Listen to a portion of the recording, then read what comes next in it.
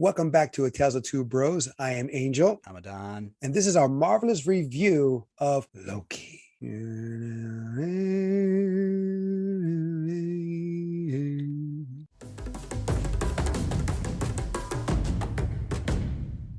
Spoilers, if you have not seen Loki yet, please check it out. After you're watching it, come back to us and share your thoughts. Let us know in the comments below. What a great series. Can you agree or disagree? I actually do agree a lot. We have WandaVision, Falcon and the Winter Soldier, and now we have Loki. This had 6 episodes. I think Falcon and Winter Soldier had 6 episodes. WandaVision had 9, and they're relatively short episodes. Well, WandaVision was relatively short. Falcon and Winter Soldier, they're average around like 45 minutes, more or less, I believe. So to here, going over my notes, out of the 6 episodes, episode 2 being the longest, which I found interesting because episode 1 felt pretty damn long, and so did episode 6. This show did for me what I thought would never do: make me like Loki. I've said this before when we watched these shows on your channel, Nerd Tots, when we did those watch parties, and it made me really care and like a character that I despised in the MCU. I mean, he was kind of cool at Ragnarok. He kind of grew on me then. But here, when he's the focus point, I was like, wow, this character is awesome. What about you? What are your thoughts on your impression of Loki? Since this was his first really solo project. Everything else that he's done before then, he was just like his character, second to Thor. I actually, just like you, over time I grew to love the Loki character. I appreciated Loki character more probably than you did. So I was hyped for the Loki series because I was interested in like what they're going to do with his character, as well as what they were going to do with the concept of the show, because they had the TVA, and I was familiar with the TVA to a certain extent. So I was actually really hyped to go into it. Did it meet my expectations? Yes, it did in certain areas. In some areas, I would say it kind of exceeded it, and then other areas it dropped, which is fine. You're talking about the episodes. Yeah, the series. I went up and down. Up and down. Okay. But 6 episodes, I think so far is a solid basis for MCU. This series takes place right after Avengers Endgame, where we see Loki disappear when he takes the Tesseract, where Tony, Steve, Ant-Man, the Hulk all come back in time to collect the Tesseract. We don't know where he went. No one knew. We thought, oh snap, he just went. Where'd he go? That question was never answered during Endgame. This series answers that. And I also like that the first episode is named pretty much how he introduced himself in the Avengers when he appears, Glorious Purpose. Also, he did it again in Mongolia to 5 people. He stands on a rock, tries to be all proud, trying to restart his monologue, but then he's cut short by the TVA showing up. And then from there, we find out what's going on, what happened, why he's there, and who are these people. Do you want to explain real quick what is happening here, or what the premise is? See, the best way I can describe it is like Time Cop.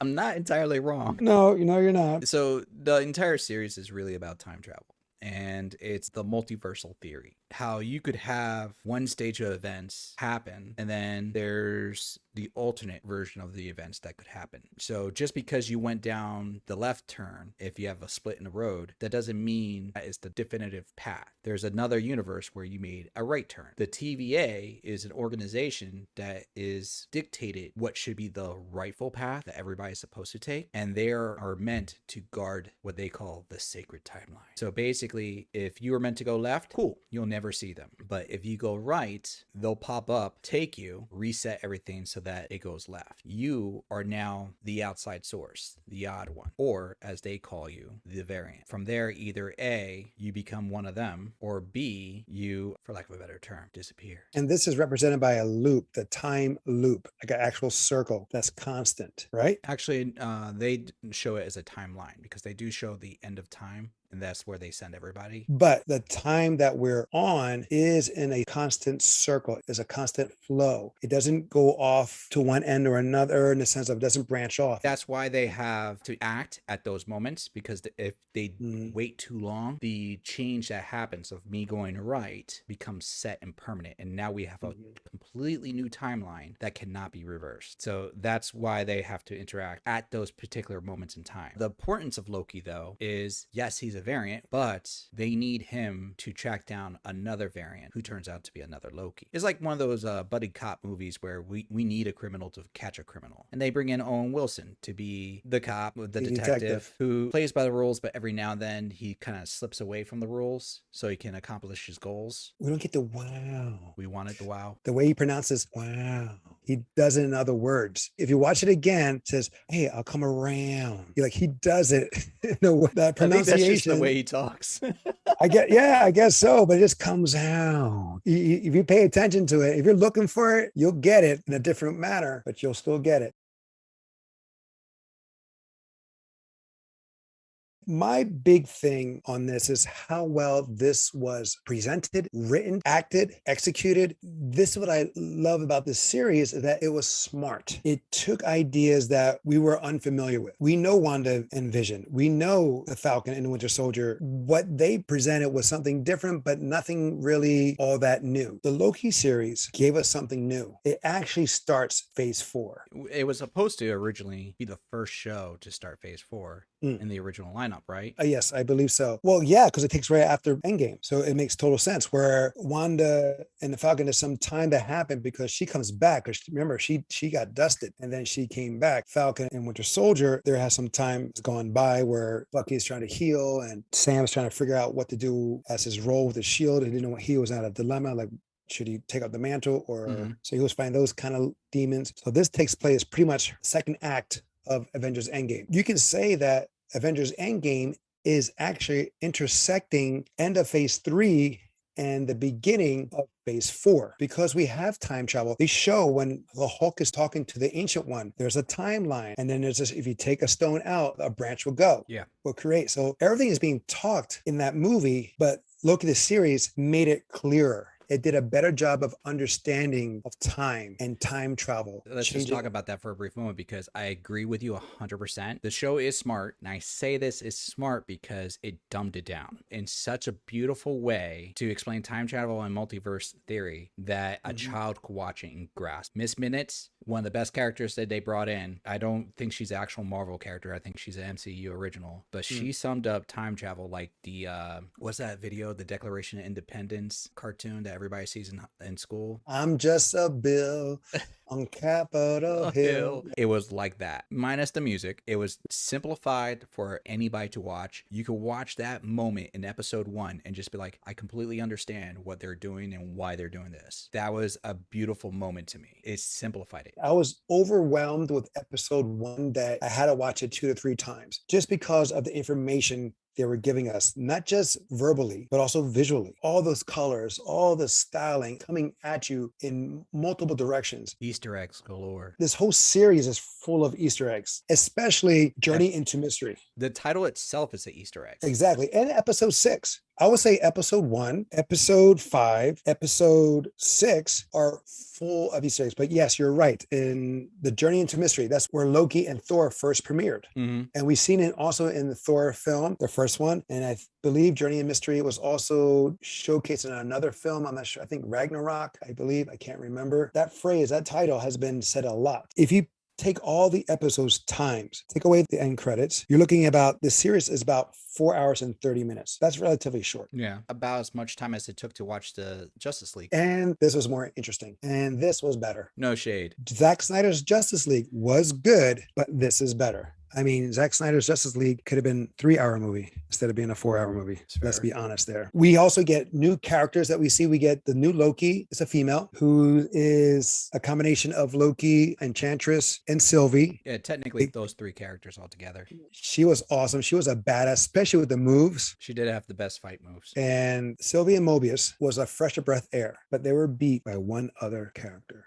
Are we talking about new characters, Wise? He Who Remains. I thought you were going to say Gator Loki. He Who Remains was fantastic. Oh my God, yes. Jonathan Majors, he did something that I didn't expect to be done. When I saw him, it reminded me of Denzel, Anthony Hopkins, Daniel Day-Lewis, where someone just became that role and you were just in awe. Oh yeah. Granted, I never saw him act before, so I don't know his work. But man, am I happy that he was there. And he was not supposed to be in that episode, in episode 6. He wasn't? No, the whole episode of For All time and always was supposed to be Miss Minutes tempting Loki and Sylvie. Which they did have. But it was supposed to be the whole episode. Oh, damn. He was supposed to be on the end credits. Mm. His big break was supposed to be in the new Ant-Man film. He did such a good job on his audition. They wrote him in. Oh, I love that. He does monologue for like 20 or 30 minutes. He carried the episode. Absolutely, Look, 100%. It was similar to Matrix. Oh, you talking about the architect? Yeah, that is. Think of Will Ferrell playing the architect and the MTV Movie Awards. He rolled that line right in between the both versions of the architect, the serious one and the Will Ferrell one, and he was right in between. He had fun. You can tell when that actor is enjoying that role, whether it's a serious role or as a comedic role. They are putting themselves into it and they are enjoying it, and that's beautiful. Well, that's what they say about actors who play villains. Like, everybody loves to be the villain because there's really no guideline. The hero has to be on a certain path, and they have to be, tried and true. A villain transitioning into the hero, like Loki, where he who remains is the lesser of the evils that's coming. Correct. And you can make the argument that he's not even a villain. He is and he isn't, but he's the best choice of what's to come. Jonathan Majors played that role perfectly. I will say this, like, I've seen him play one other performance. I'm not familiar with him as a whole, but I have seen him in Lovecraft Country on HBO Max. He's the main character. It's like night and day. That's a serious role he portrays. Oh, wow. Okay. Yeah, he plays a full-on serious role. You'll see moments of him crying, action, violence, and whatnot. So I can picture him doing Kang based on his performance of Lovecraft Country. But now that I've seen him do this, I'm like, I don't know what he's going to do now. Because is he going to be more outlandish? Is he going to be like he was in Lovecraft? Is he going to be something completely new? And that could be disappointing because when we see him in Ant-Man, he's supposed to be Kang. Yeah. So Kang is one version. So he has to play it as a conqueror. So his approach will be different. Where He Who Remains, he's an embodiment of everything because he experienced all of them, either being them at one time or met the other variant at another time. And you can see that in his performance, how he'll be angry, then he'll be joyful, then he'll be high, he'll be low. You see him changing as if he's going through the renditions of each variant that is maybe coming. And he says it. He says, I'm older than I look. He's a character that has been around for a very, very long time. Goes to why he's called He Who Remains. We'll go back to him. Yeah. Because how can you can have a whole episode just talking about him. Definitely. So yeah, I mentioned the episodes, Glorious Purpose. They say it a couple times. Mobius says it, Sylvie says it to heckle him. And then we have, people call him classic Loki. I call him old man Loki because he's an old man and he's Loki. Also the tie-in with old man Logan says it a few times. Yes. Glorious Purpose in episode 5, Journey to Mystery. Then we have episode 2, which is the variant. And that's all about him understanding more about his role and where we are introduced to Sylvie. Yes. Who does not want to be called Loki because she found her own identity. She knew what was happening. She was smart enough to know her situation. But granted, I'm jumping here, but granted, we don't know what was her Nexus event. It was never shared. They never shared exactly what her Nexus event was. She asked Ravenslayer, what was my Nexus event, and she just mocks her and says, oh, I don't remember, which pisses off Sylvie even more. True. So again, we don't know. We just know that she was just there. It kind of reminded me of Minority Report, where you stop the crime before it happens. So I'm wondering, because since Renslayer, we know in the comics, or some of us know, I found out somewhat recently, that she has a close ties with Kang. Yes, in the comics she does. I was wondering if somehow through Miss Minutes, he communicated to Renslayer to capture Sylvie. Just do it. Do not worry about her next event. She may have not want to do it, but was forced to do it. And her being a soldier at the time had to follow orders. So she took Sylvie, because remember, He Remains laid down the bricks of the road and had Sylvie and Loki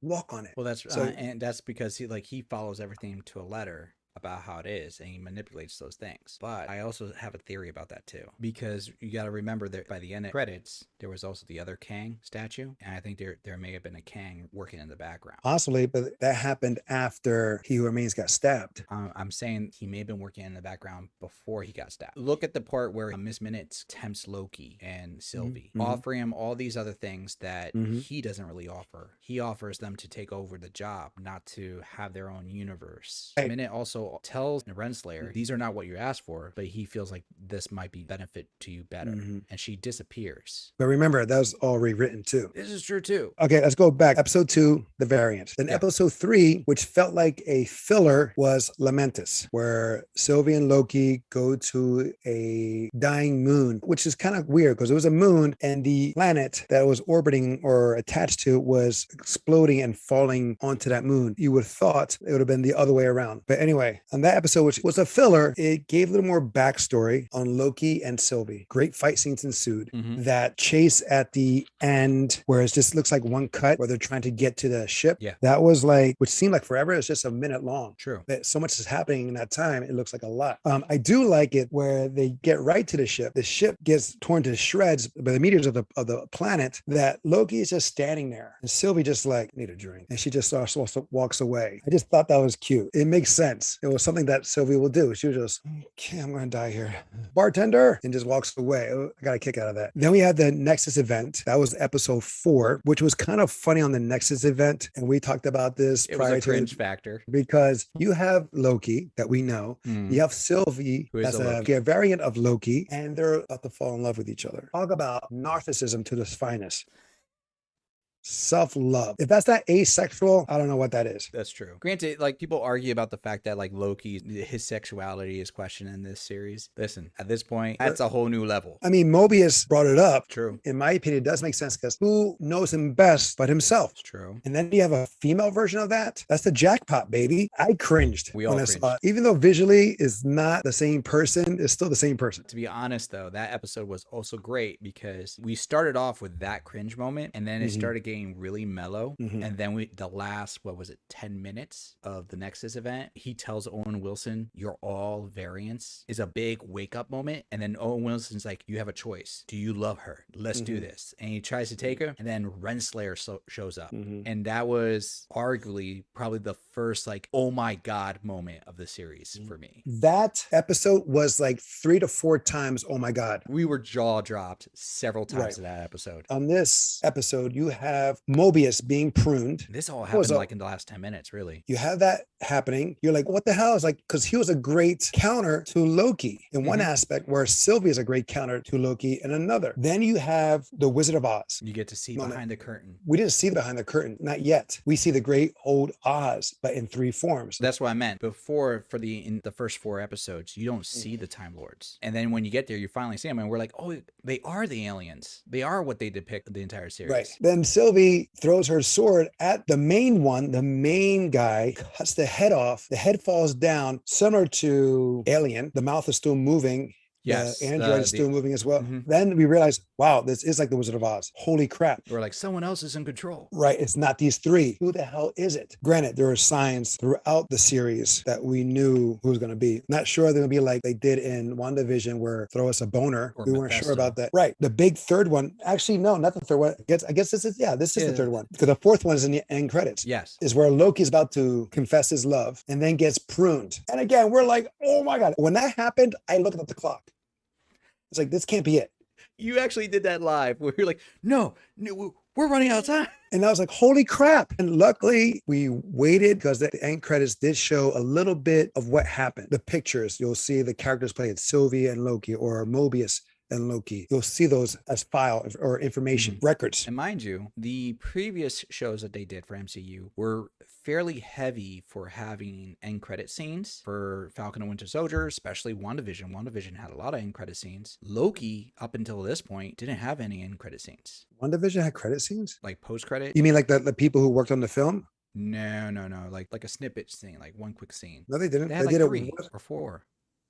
No, more like 2. It's like the last couple episodes. They didn't really. Oh, I thought they did. They all just seemed forever because the WandaVision episodes freaking teased us. Oh, it's an hour long? Cool. And then we watch it. It's like actually 30 minutes. And then there's like another 30 minutes of credits. What a effing tease. But so just to digress on that, Loki, though, up until this point had none. You will see little tidbits Right. of what had happened in the credits, but you didn't really have a post-credit or end-credit scene itself. Yes, each one left like with a cliffhanger. On this one, after we watch the credits, there's a post-credit scene, and we see that he is pruned, but he's not dead. Comes to find out, he's on another world with other Lokis. Yeah. There's a kid Loki, there's a classic Loki, there's a crocodile Loki, and then there's the boisterous Loki. I call him Thorky because he has like Mjolnir looking Right. hammer. who claims to have killed Captain America and Iron Man. And he had the Infinity Gauntlet. He claims to have that too. Oh, he claimed he had it. And that goes into the next episode of Journey into Mystery, which is just full on Easter eggs. Yes. You had the Thanos helicopter, the Avengers Tower, which is not really the Avengers Tower. It's actually Kang's Tower. Kang's information all over the place. Mm-hmm. You have Alioth, the mist. Cloud creature. You have Throg. Yes. In a container underground,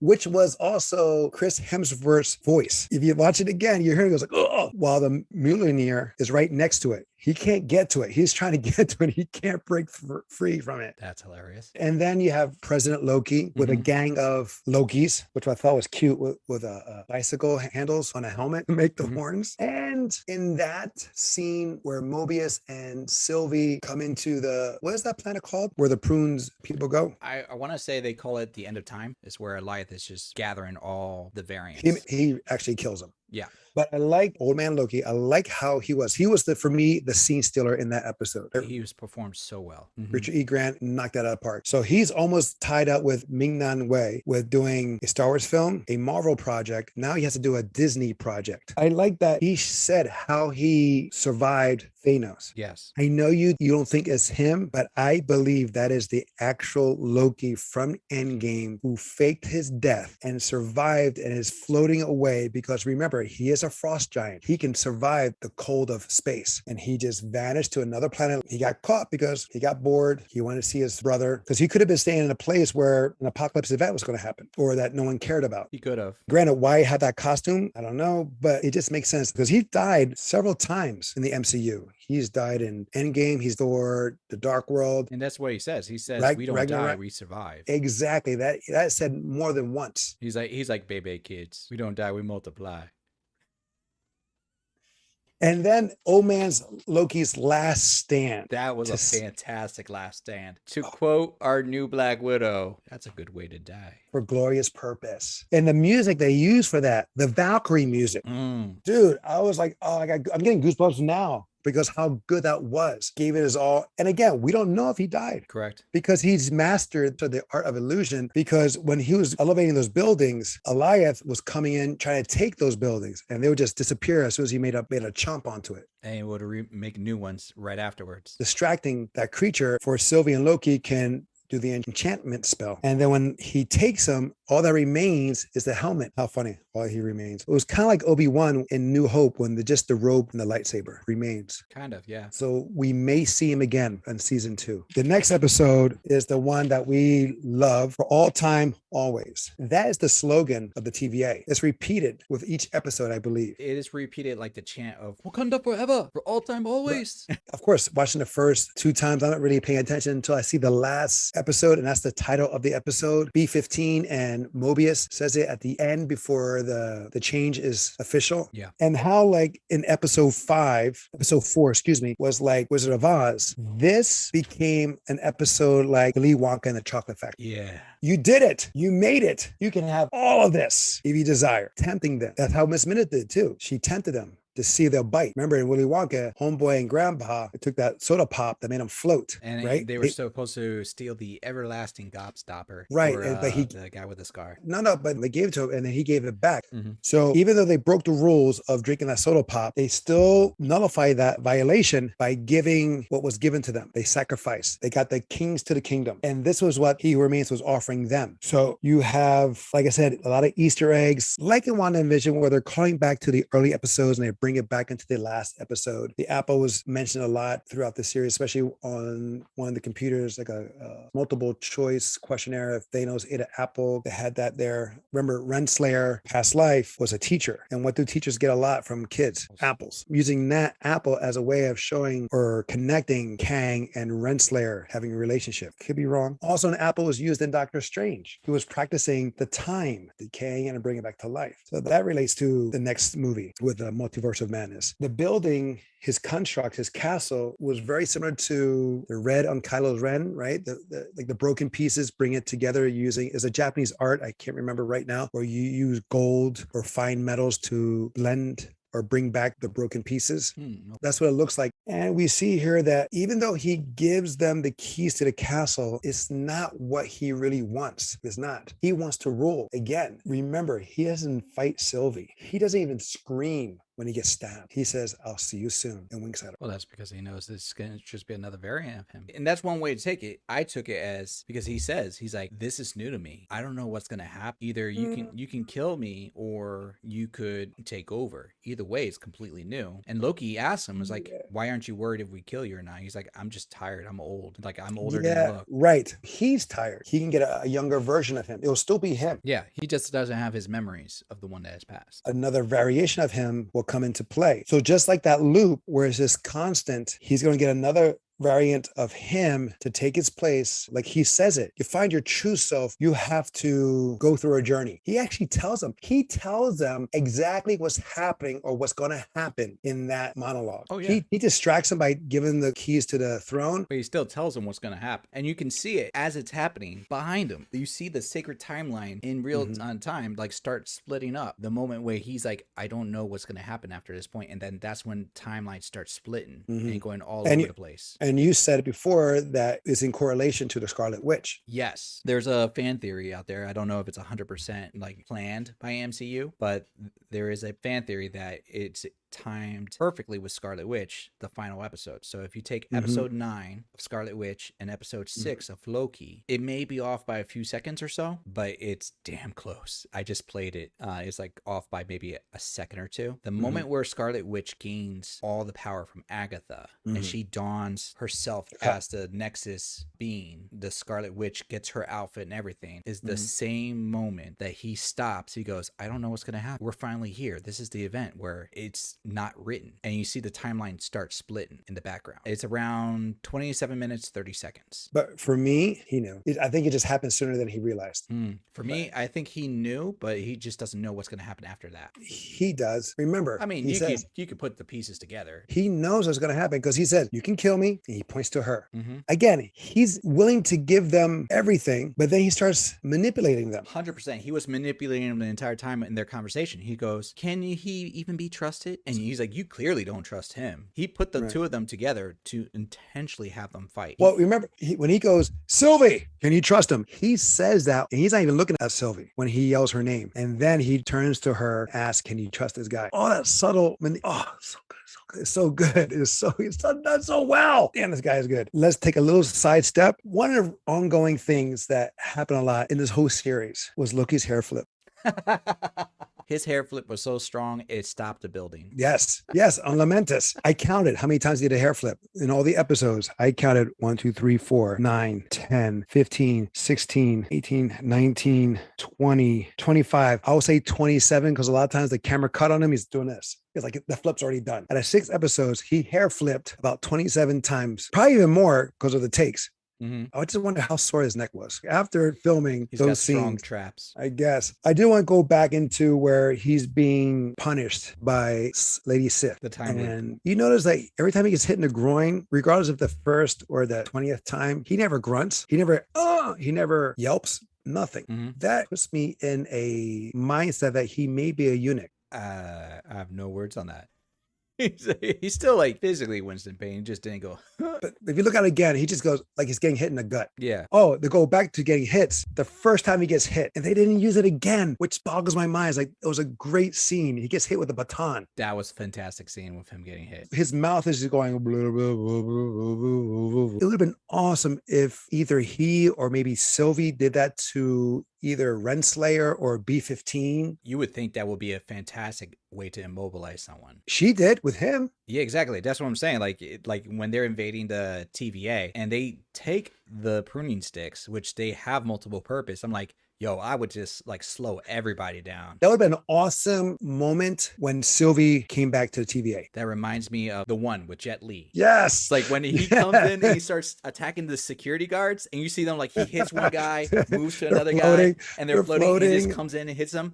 If they had a moment like that, I would have lost it right there. I'm like, damn, Sylvia's the one. Again, that was a missed opportunity to bring that back. If they brought that back, it would have been very cool to see. The great thing about this show, there is a lot to talk about, whether you focus on the Easter eggs, the story, or the characters. That's a good sign that they were able to make a good show when you can actually go in and go, yo, there's this. We haven't even talked about this yet. For me, my favorite episodes, there's like great moments, but episode-wise, the bookends of the series. Episode 1 and episode 6. Yeah. Episode 1 gave us a new world. They gave us a better understanding of time travel. They gave us more information of Loki, be it on file, be it emotion. Because remember, in episode 1, he sees his death. He sees the death of his mother, the death of his father. He didn't experience it yet. It's like he's seeing his life flash before his eyes. It pretty much was. You're making a good point because I did love that about episode 1. It broke Loki. In a half hour, what 10 years did in MCU. Exactly. I heard people go, oh, that's, he changed so quick. I was like, dude, like I said, he was responsible for having his mother die. His father died. He is partly responsible for Asgard to be destroyed. Asgard. Did I say it right? Or did I say it wrong? You said Asgard. Sorry. Asgard. It sounded like an ass spray. I'm just saying. So Asgard to be destroyed, and he saw his death. He saw the person that he became loyal to or pledged his allegiance to, Thanos. The hand that he kisses is the same hand that destroys him. He sees that all within 30 minutes or 20 minutes. Now, granted, it says end of tape. It does not say end of life. It's true. That's something to think about too. But we'll find out in season 2. What about you? What was your favorite episodes? For me, I do love episode 1 because it hooked me. It hooked me. Like overall, it got the story going. Okay, I'm gonna say it like this: the one that got me going, oh my god, out loud. Episode 4 verbally went, oh my god, oh my god, oh my god. At that moment, I was hooked. Episode 6. Episode 2 was the filler to me. They just took 1 or 2 scenes out. Episode 2 and 3, they could have still gone through the rest of the episodes. Because episode 2, we didn't get Sylvie until the very end. It was just him trying to play the TVA. And then we have Lamentis in episode 3 where they're just trying to get off the moon. Well, in episode 2, they finds out where she's hiding. This is true. It could have been like a smaller scene that they could have banded on into one of the other episodes, I'm saying. They were fillers, but they were necessary because it also showed how Sylvia was getting information, how she knew about the soldiers, and she was the one that found out that they're all variants. They're not clones like that's done or implied in the comic books. Oh, don't get me wrong. I'm not saying I hated them. If I'm being nitpicky, I could have pulled that out and trimmed it down a little bit. But if I had to pick 2 favorite episodes, number 4 and then episode 6, the funny thing is like most of the dialogues were way better than the action. And you get those dialogue moments and you're like, oh my God, I can't believe they just said that or they're doing it this way. Right. I timed the action. The action. Yeah, 90 seconds. In all 6 episodes? No. I was gonna say. I'm talking about in episode 6. In all the episodes, you're looking at about 12 minutes of action altogether. Not much at all. And it was done right. It served this purpose here. You had the action. It added to the story. It made the story better. Like even when the Lokis were fighting themselves, it was hilarious. But it explained his character. He's to the point where he's so narcissistic in all his variant versions that he can't allow another version of himself to be superior, and that's where it clashes. And that was expressed in episodes 1 and 2. He's like, I'm the superior Loki, and they're like, what's that on the back of your shirt? Exactly. But also, old man Loki, after that whole thing that happens in the man cave, he is pissed. He's a guy who's lived a life and recognizes his wrongs, and he's like, I can't believe I'm still like this. Like, well, no, his versions. We'll never learn. All this for power, all this for glorious purpose. He's pissed. It's like, when will we get it? He got it. Kid Loki got it. Our Loki gets it by the end. Croaky. We don't know. Crokey gets it. He gets it. No, because he was part of the group. The other one that was boisterous Loki was the one who betrayed him. Our Loki, we can say, gets it because he called it. He's like, he might be telling the truth. What if what we're doing is going to be worse than what we're dealing with right now? He calls that. Well, what he was saying is he more recognizes like a lie. Right, where she was bent on revenge. Exactly. That was her thing. Was she was just tunnel vision on revenge, where he was seeing the bigger. Remember, he pledged allegiance to one evil, which stabbed in the back, and he was saying, "Let's hear this out. The lesser of two evils. Let's think about it. Instead of doing his old ways of just jumping headfirst, he said, let's take a minute." Yes. Again, he's grown so fast in this time because he admits it, because he doesn't like being bad. It's just, he got attention. It's a coping mechanism. It's a way to protect himself. A lot of people do it with laughter, with cracking jokes, with being sarcastic, with causing violence, but he admitted that when he was speaking to Mobius. He makes that known. Now, on our review on Black Widow, I mentioned that Val is part of the TVA. You have to rationalize this for me. I have no idea how this is connected. Go ahead. At the end of Black Widow, yeah, she just shows up out of nowhere. Could have went right there through that portal. No noise. She just shows up like a ghost. She has information about who killed Natasha. The only person who knows more about that is Clint Barton, who was with her when she fell off. How does Val know that happened? No one else said anything. It was all in their inner circle. Tony, Steve, Bruce. That was not shared. But she knew that Clint is responsible. But he's not really responsible, but she's putting the blame on him. In the Falcon and Winter Soldier, she knows that the shield is not the original shield. How does she know that? No, it's the original shield. No, it's not. She says it's not American made. It's not the original shield. It's also not the original shield at the end of Endgame. It's designed a little different. When Old Man Steve gives it to the Falcon, it's not the original shield. She says something is coming. We may think it's the Skrulls, but it could be something even bigger than that. So she has all this information, was known by a tight circle, not shared with anyone else. There was no cameras during the battle, but she knows all this information. I know I'm reaching, but TVA, if you flip it, it says Val. TVA. It's a reach. It will say that, but what the letters, how it's written, the way it's written, I see what you're getting at. Think about it. I'm hearing you. But are you listening? I'm listening to what you're saying. I can also make the same argument that like Nick Fury did all the same things that they did, because Nick Fury will show up at the end of credits or show up at scenes, and he'll be like in the background or shadows, and people are like, how are you in here? He shows up like Batman and disappears like Batman in certain scenes. He has intel on characters, and it's his job to know. He has a spy network, and he comes up with information that people shouldn't know, and he happens to know. And he has the intel of past history, like years and decades back. Right, but it's all documented. The stone retrieval was not documented. She doesn't mention about the stone retrieval. She just mentions she knows Clint was there when Black Widow died. But how does she know where they were? Does she know that there's a connection of them? She didn't say where they were, just that the two of them were together. We just see a photo of him. I'm just going to throw it out there. She could be a variant of Renslayer. Remember, not all variants are the same. This is true. And they make that very abundant in Loki. I'm not going to put down your theory. I'm just going to say I am very intrigued what's going to happen in Hawkeye, and I'm looking forward to see what happens with that character, and if they bring in Black Widow, we'll see more Val. And what if that series is not going to be a series of multiverse events? And they're going to be connected together through Doctor Strange. I don't think Doctor Strange is in it in a way. I thought he was going to. We'll find out for sure when the show. But what I'm saying is, I think the Watcher is the main guy. In the What If comics, it was always about him. Now, they may change it to fit the MCU, but what we got here is something new and exciting to further push Phase 4. Now, what's also going to be in Phase 4 is Shang-Chi and the Legend of the Rings. I don't know how that's going to fit in Phase 4, but it'll be a welcomed one. Anyway, I don't know if we should do ratings on this. I mean, hell, if I could. Oh, go ahead. Say it. This is ready for purchase, especially they included the documentary ready for purchase. You know what? I can agree with that. This would be a excellent, like a singular Blu-ray, all 6 episodes. Ready for purchase is definitely one I would do. Loki ties in Endgame very well as it leads us into Phase 4 of the MCU. And then you have Falcon and Winter Soldier, and you have WandaVision, which is also good, but is on their own right. All right, bro, that was fun. Yes. I'm loving this stuff with you. So guys, I am Angel. I'm Adan. Until next time, will be the next time. See you soon. Love you, bro. Love you.